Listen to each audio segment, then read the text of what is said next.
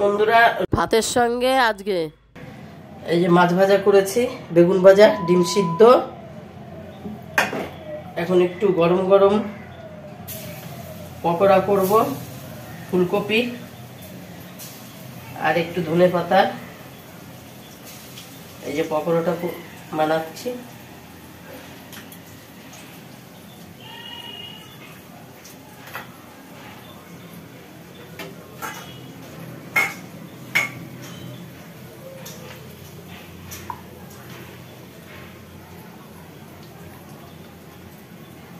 ফুলকপির পকোড়া না ধনেপাতা?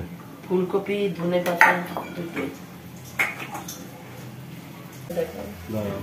এখানে হচ্ছে ডিম আর ডিম আছে, বেগুন ভাজা আছে, মাছ ভাজা আছে, ফুলকপির পকোড়া আছে, চিকেন পকোড়া আছে, আর এইটা হচ্ছে ধনেপাতা পকোড়া।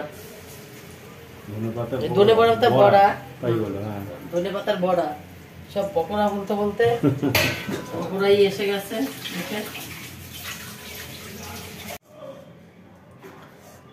ধনেপাতার বড়াটা ভাজা হয়ে গেছে। এবার একে একে আমি তাহলে সাজিয়ে নিই। মাছ ভাজা, ডিম সিদ্ধ,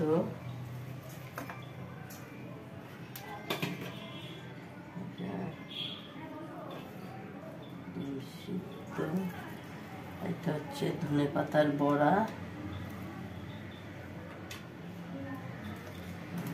বেগুন ভাজা,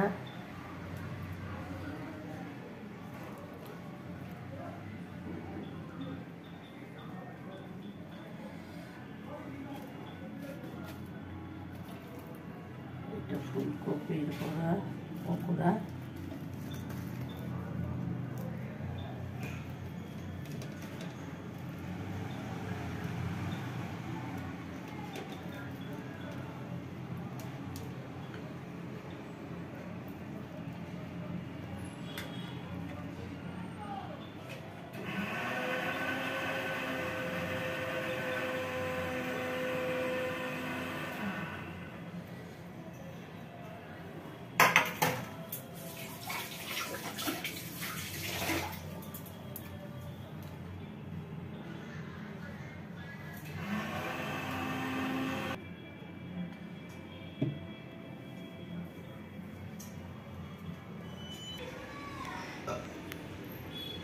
রান্না হয়ে গেছে আমার। ওরা এই যে রিমঝিম আর শুভ্র খাবে, কাকা ভাইজি। রিমঝিম একটু তাকাও, খাবে। এই যে রান্না হয়ে গেছে,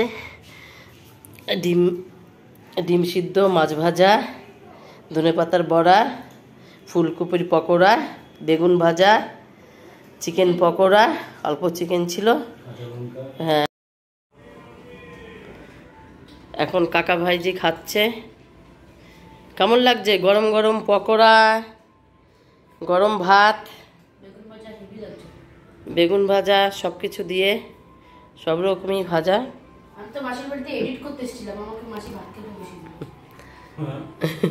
হ্যাঁ, রিমঝিম এসছিল, ও টিউশনি পড়তে গেছিল, কোচিং করে এসছে, এসে চলে এসছে। তার মধ্যে আবার আমার বোন আবার আমাদের এই যে ইডলি বানিয়ে আমার বোন দিয়ে গেছে।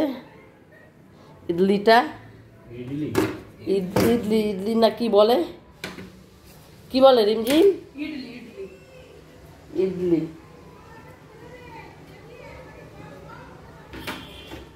খুব সুন্দর হয়েছে। ভাত খাওয়ার পরে একটা একটা করে খেয়ে নেবে।